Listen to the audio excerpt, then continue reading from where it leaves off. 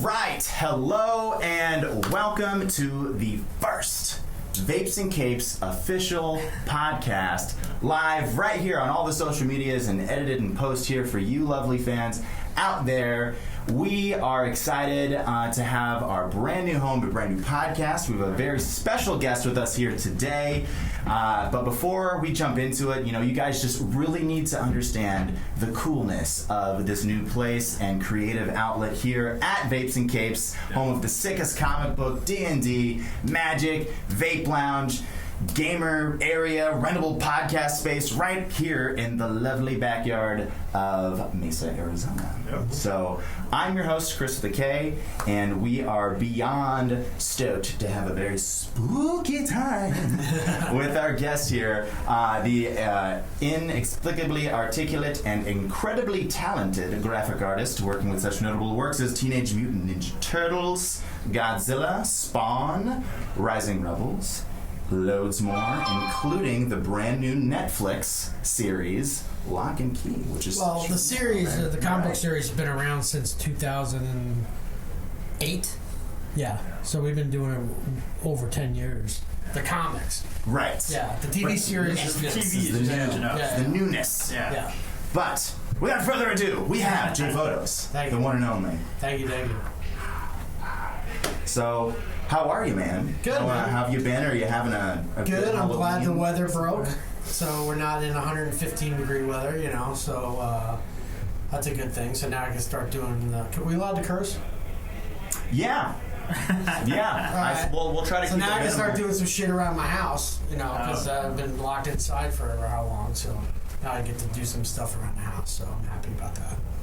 Right, and I assume you've got a pretty sick studio. I would think of your house where you kind of. I think mine's just I live in Tempe, so my wife and I are one of the older Tempe houses over there, and my studio. Well, I have like two different rooms. I have my office room where I do all my comic book stuff, and then I have like a back studio room where I like get my hands dirty with where I make all the monster stuff like that. Thing that's on the ground. Where is that? Oh, yes, this is terrifying. My best friend here. Yeah. So if anybody's seen me at conventions or whatever, I usually kind of step up my game and I actually make props of characters and stuff out of my books, and then I make a mess in my back studio room or whatever. That's where I do all that that's where I get my hands dirty. Very cool. Yeah. So no stranger to special effects and blood. No, not at all. I'm lucky. I got a few friends that are into doing it, and I'm lucky that they have more of the equipment and welding and all the stuff that I can do at their place, and then I can bring it back to mine and do all the finishes and stuff at my place. So. Because it's like a big, if you've been to any of the conventions, especially with Rising Rebels, I built like this life-size horse and this thing or whatever, but it's all got like a welded metal frame and everything on the inside. It's somewhat of a production to make them. So is Halloween like a really big production at your house? No, not at all. You're just surrounded by it all the time. Believe it or not, no. We're lucky enough that we get out in time to buy candy for the kids, But no, my wife isn't really big in it. I'm not. I mean, I guess when I was younger, we would go to the Halloween parties and all that kind of stuff. But no, I don't really decorate the house or any of that kind of stuff. No. So. That's fair. I hear that there's not as many trick-or-treaters out this year, unfortunately. But man, we are beyond stoked to have you. Cool, man. You've been here signing books and kicking butt, taking names out there. Yes. And I did want to know the most nerdy thing about you, if I could. I don't know if that's the most nerdy thing about. Well, I guess like any other artist, comic book artists out there that. I have my collection. In my office, I have life-size zombies and werewolves and all that kind of stuff. But I have, I collect action, little action figures. And Godzilla. I'm a big Godzilla freak, so I have like my Godzilla shelf, and then I have like a collection. I'm mostly a horror guy, so I collect. And I've been scaling stuff down because I used to all right, if I'm going to collect Star Wars stuff, what do I like the most? Boba Fett. Collect Boba Fett stuff, but that got out of hand, and I'm like, okay, I'm gonna scale back on that. I like horror, I like old school horror, classic movie, like Creature from the Black Lagoon, that kind of stuff. So yes. I would collect Creature from the Black Lagoon stuff, and then I have like movies, so like my favorite movies like Alien or what else? I like Teenage Mutant Ninja Turtle stuff, but I like the 80s movie one. You know what I mean? Right. So NECA's been putting out some really cool figures and stuff, so I've been kind of collecting those, and so yeah, just like nerdy action figures and trinkets and stuff like that, you know, along with full size. Like I have a couple life-size zombies and a werewolf in my office, so That's sick. so. That's Oh, then I have like a big Creature from the Black Lagoon coming out of my wall, which is kind of cool too. what? So, I love those old. I like the old ones a lot more. So just like Yeah. Abbott Costello's Frankenstein, Yeah. Frankenstein and whatnot. Yeah. Because they're real prosthetics. They make them, and I like the black and white better, you know, because like when they do, if we're talking about the figures or any kind of the stuff that they make, they always make like the colored version and a black and white version. I always go for the black and white version. I keep it true that way, I guess, you know. And that's weird because like I'm a colorist too, right? So everybody's like, oh well, you should like color. I'm like, no, you know. And then even like when I do sketch covers or whatever, like, well, you're a colorist, so why don't you put color? Nah, I like black and white, you know. Working with ink, because originally I started as an inker, so then I kind of morphed into the coloring side of things. So, but I like getting my hands dirty, and so slinging ink is fun. got it. I just got some fresh ink the other day. I got this cloud with a lightning bolt. Nice. Does it and mean an eye in anything? there. It looks cool, and I need more tattoos because tattoos are awesome. So I like clouds, eyes, and electricity, so it just made sense to put it in one. But no, it's interesting, and I did really want to ask you for someone that's just getting started in illustration and kind of just love, like a big fan, of their own artists, from both of you. Maybe Albert, you can take this one about maybe how you got started as a graphic artist as well, and then kind of from yourself as well, just to help those that are getting into it right now. I mean, the graphic part of it. I mean, I literally moved out here because all the guys that I wanted to work with were out here. I moved from Texas like in '96. Oh, really? Yeah, Okay. yeah. So like there was already animation studios out here at the time. There was So Fox Animation. yeah, Fox Animation was here. Chaos was around. Oh, yeah. I just moved into town, and like so there was a bunch of that going on. I was like, oh, okay, well I'm gonna move out there. So, but I ended up going to graphic design school here. But when I came, it was a Did more. you go to Collins? Where'd you go? Yeah, I went to college. Okay. Yeah, which is like a. Yeah. When I went, it was that transition of they were still doing stuff, coming out of doing stuff old school, like the typography and stuff like that, to just kind of moving into the not to the animation, to the more computer side of things, and it felt like the teachers were learning at the same time I was. I was like, so I don't know if I got as much out of it as I could have, but it's just something you kind of got to learn and just kind of keep going with, and I picked up different things from different guys like Jonathan Glapian, back in the day. I picked up stuff from him, and he worked on Spawn, and right now he's on Batman and different DC titles. But as far as like getting into comics and stuff or doing stuff in comics, I think an important thing that everybody's always going to tell you anatomy. That's like the easy answer.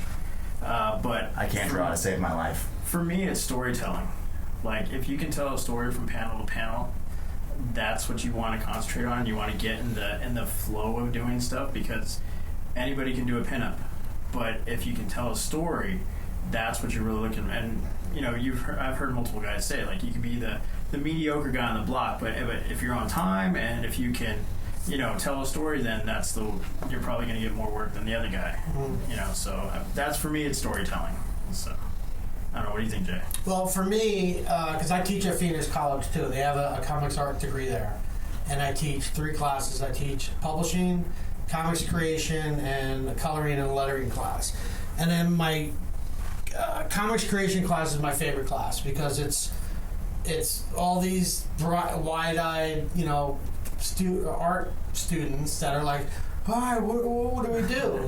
Kind of thing. I'm like, okay, this is what we're going to do. Teach me how to do that. Yeah, and then we start with an idea. Like, what do you like? What are you into? Blah, blah, blah. Yeah. And then we come up with but first day, I'm like, okay, you're gonna write me 3 different pitches for story ideas, and then I'm very collaborative how I work in real life too. So I'm like, that's how I do it in class. That every time. So their first assignment is write me 3 elevator pitches, which is like 2-minute pitches of a story idea. Then they come in the next week, and I make everybody get up. And this is another thing that I'm finding out with kids, because everybody's used to doing this, right? You know, so I'm from New York, Jersey, so we're usually a little more outspoken and outgoing, right? So we can be the salesman a little bit, right? So a lot of the kids nowadays are so not that, you know, that they're like this. That I'm like, okay, well, I want to try to get them away from that. So like the first day, or like when they do their pitches, I'm like, all right, you're pitching this to everybody in your class, and we're all going to decide what's the best one for you, in a way, you know. I love that. Yeah, so we work it out, all collaborative, like what I was saying. And then as everybody, and then they pick their story idea, and then we start developing, and we talk about characters, and they start drawing characters and logos, and you know, everything from just getting it from the ground, just to get it off the ground, you know. And then the publishing side of it, then we go into like, how do you market it, how do you build a fan base, how do you blah blah blah, you know, all that kind of stuff, doing conventions. So, and then the coloring and stuff like that comes in a little bit later, because we have other classes that teach penciling and inking. So we all try to work within together that anybody has if they're working something in my class, they can bring it into their pencil and inking class and work it there, and then bring it back. And then when I go to take my coloring and lettering class, by the end of your degree, you should have a finished something, because we're going to be developing it, you're going to be penciling and inking it, you're going to be coloring it and lettering it, you know. So hopefully, I've only had a few students that have done that, but you know, there's only so far you can push these guys. You know what I'm saying? So, but I at least try to get them. At least try to get them going. You know, in that aspect. So. That's amazing. That's incredible, and that's fascinating to me, because I'm a musician and I'm a guitarist. So for me, I break it down in just the same way as like when you're learning the guitar. It's like being in a band, right? If you're in a comic book, Pick your instrument. You're gonna gotta learn your basic chords, how to draw, the anatomy, learning your scales and such. But it's like it's the same thing with like when you're going out to conventions. That when you're going to play out of bars, like how do you make your money there? You know, like how do you pay your bills in a way that, like, you know, a lot of my friends that are in bigger bands, and they're like, well, we kind of don't make money on the CD or, you know, downloads or whatever, but when we do shows, we're selling merch. That's where we make our money. You know what I mean? So, and it's kind of the same thing with comic book artists too, especially nowadays, because the brick and mortar stores are far in between. That it kind of comes back to the creators. I'm like, all right, we got to get out there. That's why we do a lot more conventions. Yeah, especially with the COVID stuff hitting. I mean, it's like you know, a lot of the brick and mortar stores are barely opening up, so the creators have to go fall back and figure out, okay, now we got to merchandise our stuff and merchandise ourselves as a brand, and really kind of push that stuff online. Right. And that's like I kind of like why I'm here. You know, why I'll do in stores too. That we got to get out and, you know, try to sell our product and meet people and get fans, and you know, same thing like you're in a band. You got to go out and play, you know. So it's like that. That makes sense.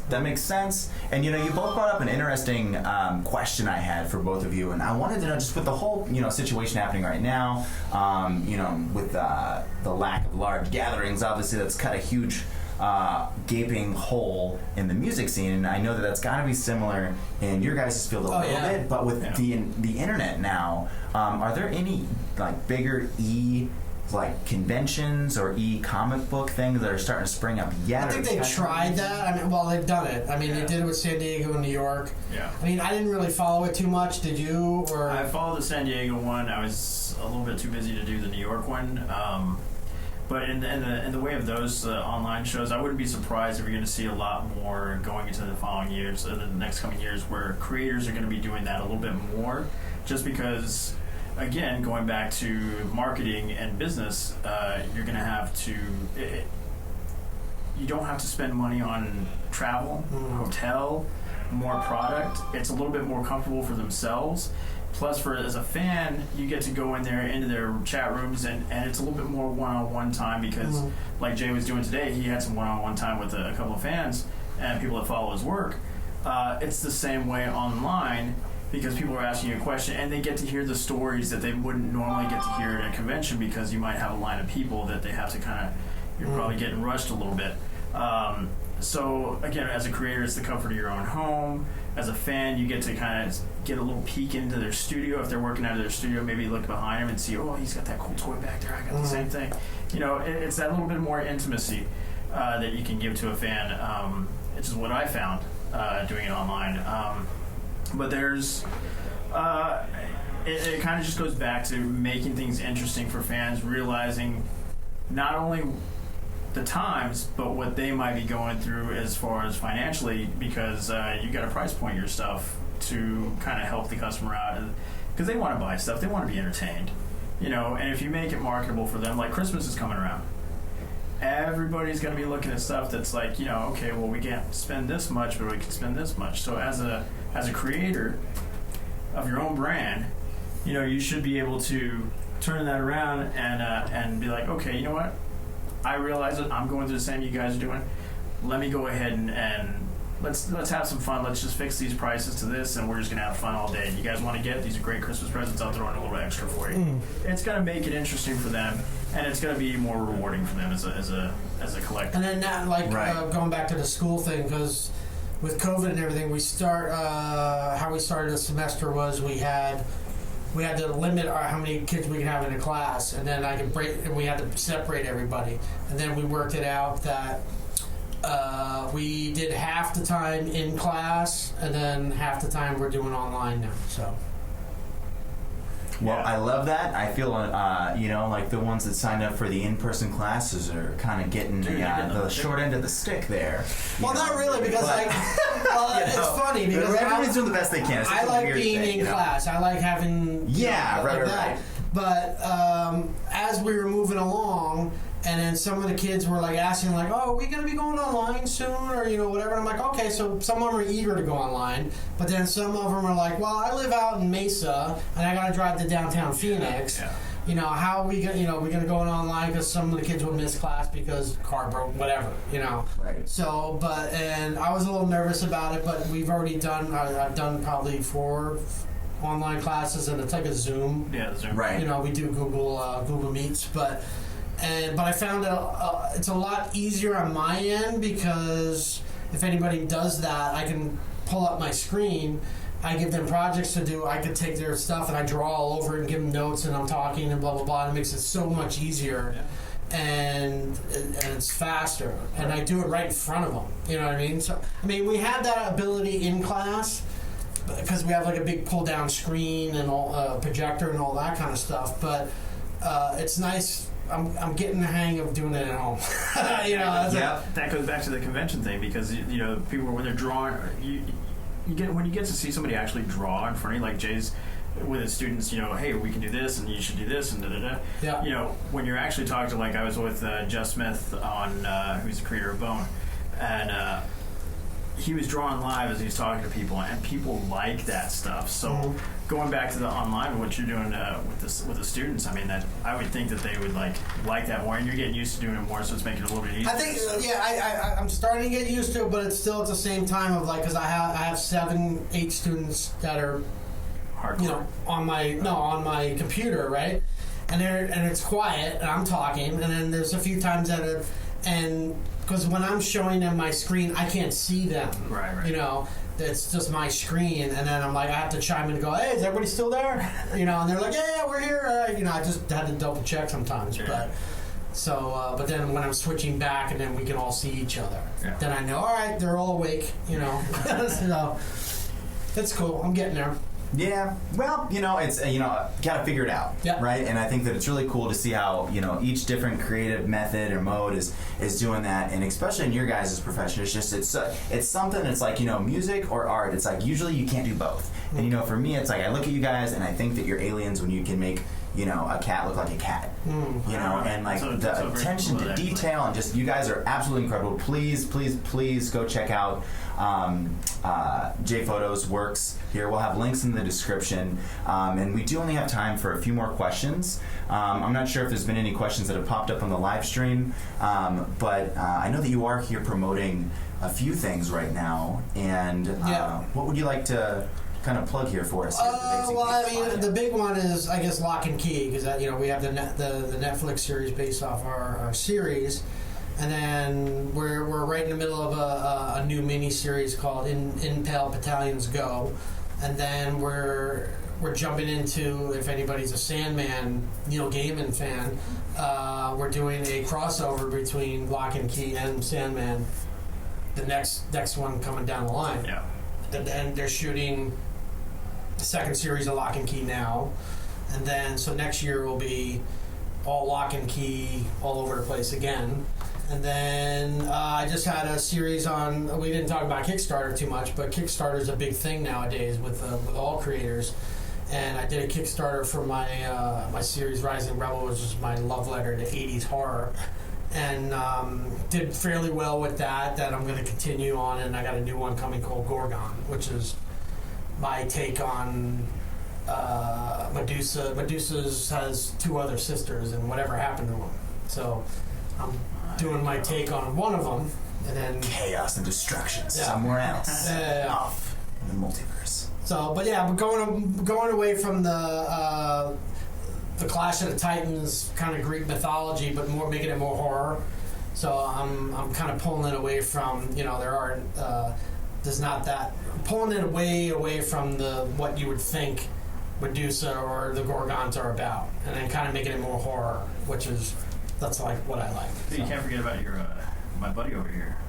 Head over the pipe. Did you announce something today or something? That what? Did you announce something today?